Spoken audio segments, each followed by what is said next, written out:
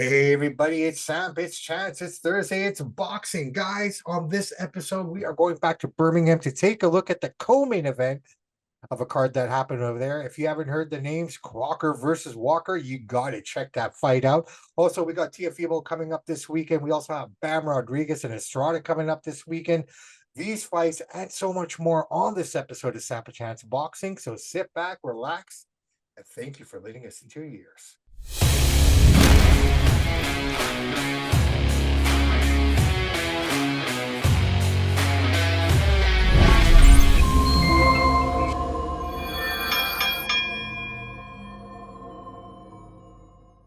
Hey everybody, welcome back to another episode of Samp and Chance. I am your host, Bobby Sampson, joined as always, the man with the master plan, Mr. Chance Michaels. One day I'm going to ask you, what is the master plan? You got to tell me. How you doing, bro? Absolutely. How you doing, my man? I'm doing good. How about yourself? Can't complain, man. It's Friday Eve. It's Thursday. We got some great fights this weekend. Yeah. Pretty fights. As much as I want the weather to be top notch, I kind of hope it's kind of crappy to make sitting inside and watching fights a little bit easier. But you know what? A lot of these fights are free. So if you have to come back and watch a little bit later, we can do that too. Yeah. So what a crazy week we've had in boxing, my friend, man. Just so many stories, so many things going on. But before we start this show, we have to, as we did on the wrestling show earlier this week, our deepest sympathies and condolences go out to one Roy Jones Jr., who lost his son to suicide earlier this week. Don't know much about his son, but I do know Roy, and I really, wish the best for the family. What a sad story. He came back Friday night, spent time with the family. Spent time with him, that he ended up committing suicide hours later. No, it's just really, really unfortunate. And I think, I don't know Roy. You don't know Roy, but we know him well enough to know that he'll beat himself up over this. I don't know if Roy's going to watch this, but it wasn't your fault, bro. Yeah, no, it's too bad. So condolences to Mr. Roy Jones Jr. to them, man. But all right, so let's get this show going now. Before we start the rounds, I just want to touch on this really quickly. This just came out recently in the last little while here. Alexander Usyk is giving up the IBF title so that Joshua and Dubois can fight for it September 21st at Wembley. Well, it makes this fight a little more entertaining, right? Belt on the line. Well, what kind of guy is that? Hey, Usyk is giving up one of his belts so these guys can fight for it. Usyk is first class. He's a great guy. Even though I cheer for Fury to win, I hope Fury beats him in the rematch. He's an amazing guy. First class, Lomachenko, all the Ukrainian fighters, they're first class guys. They're so disciplined. They don't goof around. Not like the American guys and English guys, and even Canadian guys. Yeah, that's very true, very true. All right, man. You know what? Let's get into this. Let's talk about, because of what you just said, I think this would be the perfect round to start with. So let's start with Teofimo and his upcoming fight here. He's fighting Cat Girl. I might be pronouncing that wrong. I apologize. Yeah, Steve Claggett, sorry. So you look at Claggett. Canada, from Alberta. He's from Alberta, and taking nothing away from him, but this is what I see in a time where we're getting the best fights at that weight class between the best guys.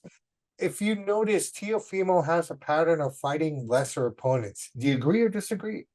Yes and no. I mean, he steps in there with Lomachenko, one of the greatest of our generation. So he has been in there with the guys, but what he's saying is what Bob Arum's saying, hey, we need to stay active.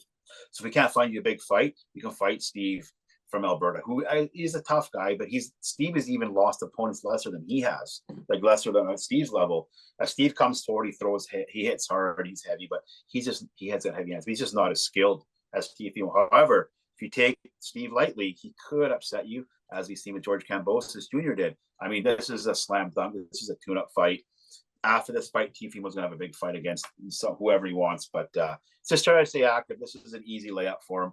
Well, I think finish him and look impressive. Because sometimes he fights to his competition, and then he fights, hey, oh my God, Teofimo barely won that fight. So I don't know what you're getting with Teofimo. He's a little bit but that's strange. The problem here, and this is why he's not getting those big fights, and his name is not being mentioned in those big fights.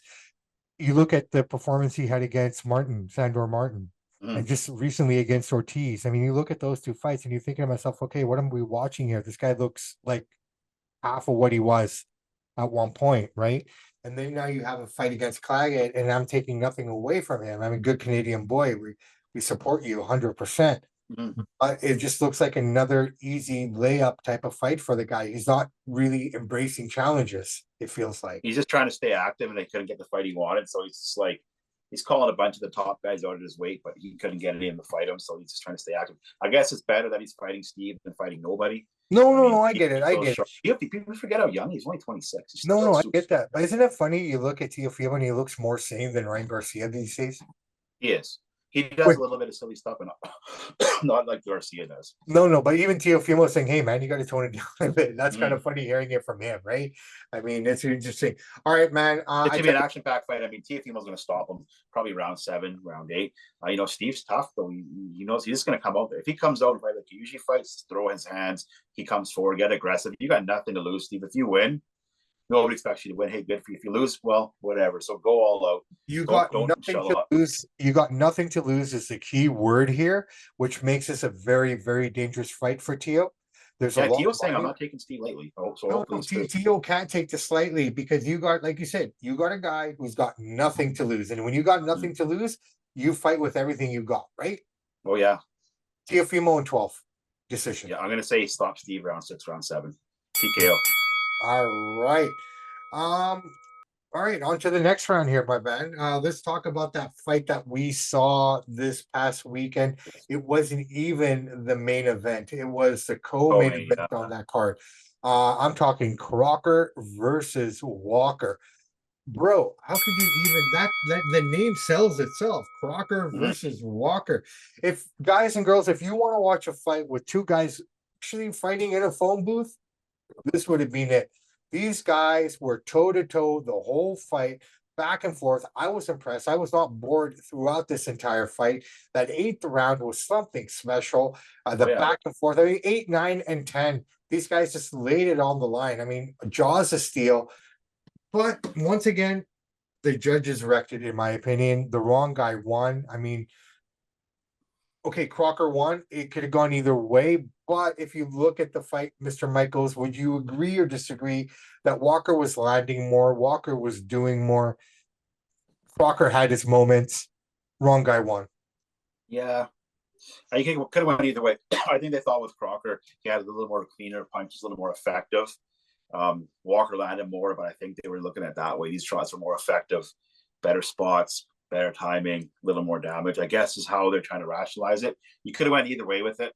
I didn't really know who to call. I probably would have said Walker, but I'm not going to call it a robbery.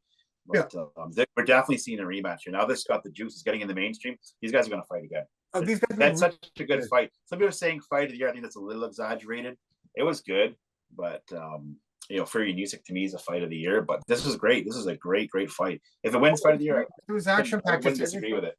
It's everything that you want to see in a boxing match, right? I mean, you had two guys giving it their all, fighting for everything that they had, and you know, these guys just went to war. And I gotta give, you know, I knock him a lot. You know, he's kind of like, he's way better Booker than Tony Khan. I mean, way better Booker. He's kind of got that, you know, goofy appeal, Eddie Hearn, and he just got wiped out by Queensberry. They kicked his butt. However, he came back with a good card like this. He knows how to put these cards on. You don't really notice, but then you look at him and holy crap, he's a good Eddie Hearn is a good matchmaker. Say what you want about the guy, but this card is good, and his last few cards is good. He's trying to make good fights. He is. I gotta give him credit. He put on a good card again. June 25th. Chance Michaels says something nice about Eddie Hearns. You know, I know a lot of guys rip him like De La Hoya, he knows what he's talking about, but he does know what he's talking about because you look at the fights he's putting together, you can't say he doesn't know what he's talking about. He knows what he's doing. And we have another great card coming up from him this weekend. And let's not forget, I'm not defending Eddie Hearn, but that Queensberry versus Matchroom stuff, some of the guys Queensberry guys use, they're not actually like really Queensberry's fighters. They're kind of borrowed, kind of like I'll sign with you, wasn't pure like, you know, Lomo and Teo or hardcore top rank guys. So it's kind of a little bit of that. Even though he got his butt kicked, the guy wants to make good fights. And Eddie Hearn put on a good card, and you got to give the guy credit. His last 2 cards he's put on have been great.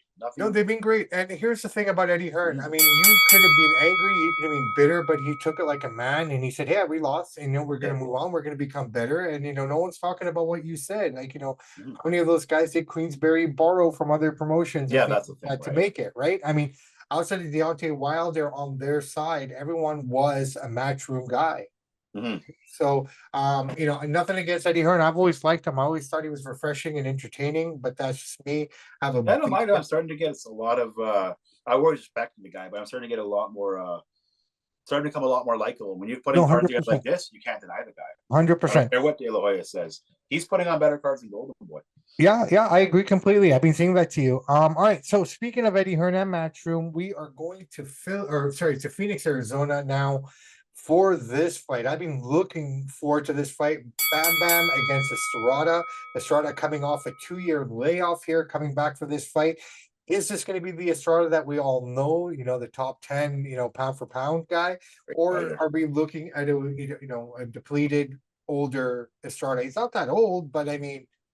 Bam Bam's just on a mission here, man. This is going to be a great fight. I can't wait. I'm looking forward to it. Yeah, 2 year layoff is a long layoff, and you're coming back to fight Bam, who's a monster. Estrada is probably going to lose this fight, but I mean, 2 years layoff could be good in a way if he's been active in the gym and training. He looks in good shape. He's taken less punishment, less wear and tear, but you're going to have the ring rust, right?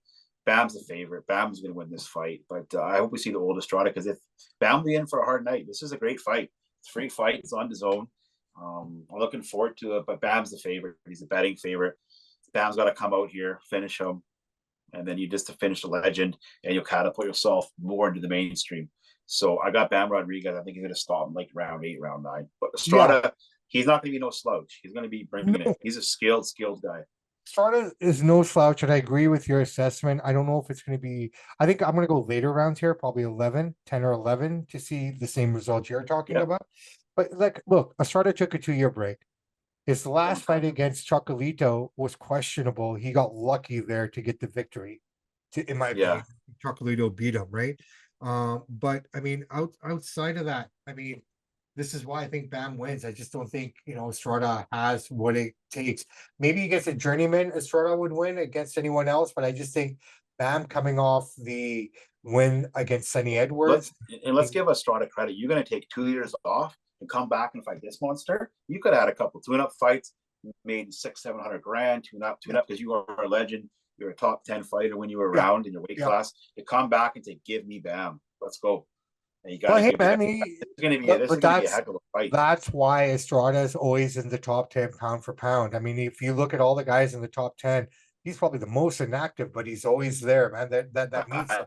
I don't care who wins this fight because I'm a fan of both guys, but I don't really have a bias towards them. I just want to see a good fight, and I think Bam will win because he's young. He wants to prove himself. However, and Bam's not taking this guy lightly, and Estrada's not taking him lightly. So we're in for that. This is going to be a great fight. I'm excited This for it.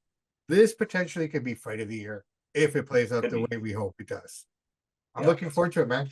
All right, so we both agree, Bam, to win this fight. You're saying between 8 and 9. I'm saying between 10 and 11.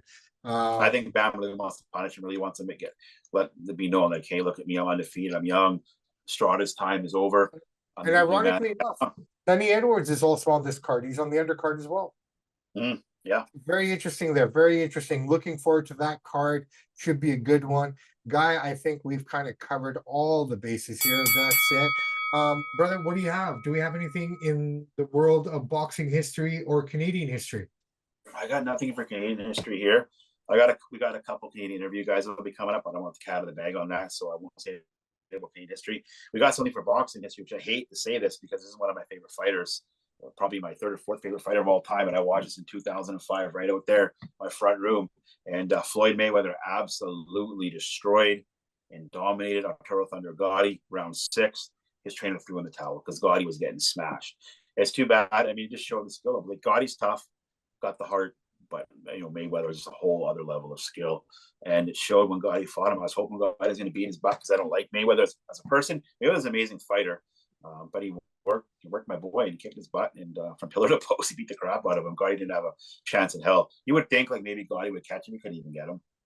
2005, Mayweather was too slick, too fast. Crazy. And, Crazy. Atlantic City, Crazy. man, 2005, the great Arturo Thunder Gotti went down. And he didn't quit, though. They had to stop it for him, right? He wouldn't quit. He would never quit. So, All right. Floyd Money Mayweather, Crazy. man. No, Gotti was amazing, man. And I've been watching his kid train through his Instagram and whatnot. Can't wait to see this kid fight, man. If he's anything like his father, we're in for a treat. We're in for a treat with him. All right, brother man, before Gotti we was a wrap this up, wild. He was a wild man. Yeah, I know. Before we wrap this up, I'm gonna ask you very, very quickly. Ryan Garcia, 1 year suspension. Yes, no? I think Fair? that's a little extreme. I mean, why didn't Canelo get the year? The Canelo never got a year. And third sample came back positive. So What's the that? No, I ace. know Garcia cheated. I agree. No, no, Suspend him. no, no, no. But What's that? because a third sample came back, this is now another one. The New York State Commission took another one after all of this, and that one Yeah, still came back positive. So I think that might have something to do yeah. with it. All Well, right. here's the thing with Garcia, right? We forgive Canelo. We all know he cheated, and praise him now for a great fighter, which he is. Garcia, so what is he, 26, 27, Yeah. maybe 28? So he'll come back in a year, he'll fight whoever, and he'll be fine. Until then, this is the problem. 1 year, what the heck is he going to do in this year? He's going to be getting a lot of trouble. He actually just got taken to the hospital the other day. Last week, he was in the hotel room acting rambunctious. Somebody called the ambulance or police, whatever. They ended up taking him down to the hospital for a day or two and let him out. So, like, Yeah. And if then he's on after that, cocaine or whatever, he needs to go to rehab because he is such a skilled fighter. So, they have video of him playing poker with a bunch of dudes. yeah. So he won't listen to De La Hoya. He won't listen to Bernard Hopkins. He don't listen to even Bob Arum. He's got so much money. He's not going to listen to anybody. And it's too bad because in the ring, he's amazingly skilled. But I lost respect for him because he did steroids in the ring and cheated. So, you know what? That's crap that he did that. Yep. Yep. Yeah. Yep. So suspension, you know what? That's a risk he took. He knew it and got caught. So I don't feel bad for him. No, fair enough, brother, man. All right. What will he do in this 1 year without boxing? I don't know what this guy's going to do. Well, You can't bring him on as an UFC. analyst He says because he wants he's to going to fight go. MMA. Yeah, he could do something like that. The problem is you can't bring him in as an analyst to break something down because he can say something crazy. Like you can trust Tim Bradley, you can't trust this guy. Yeah, no, I wouldn't put him on the. I wouldn't put him on the road there at all. All right, brother, man. Let's wrap this puppy up. Let's get on with the afternoon. The weekend awaits us, my friend. My name is Bobby Sampson. His name is Mr. Chance Michaels. And in the words of the great AC/DC, those that download, like, and subscribe to the podcast, we salute you. We do salute you. And guys, I leave you with this. It's the weekend. The weather's getting better and better and better. So drink, drug, have fun, do whatever you do. Just make sure you get home safe so you can get back to listen to the show. And most importantly, guys and gals out there looking to achieve your dream, working towards something that's meaningful and that means something to you. Do not stop fighting. Do not stop trying. Keep working hard. People who shit on you, laugh at you, say that you're wasting your time. They're just saying that because they can't even imagine themselves accomplishing the quarter of what you've accomplished. And most importantly, those motherfuckers hate themselves. Samp and Chance are out.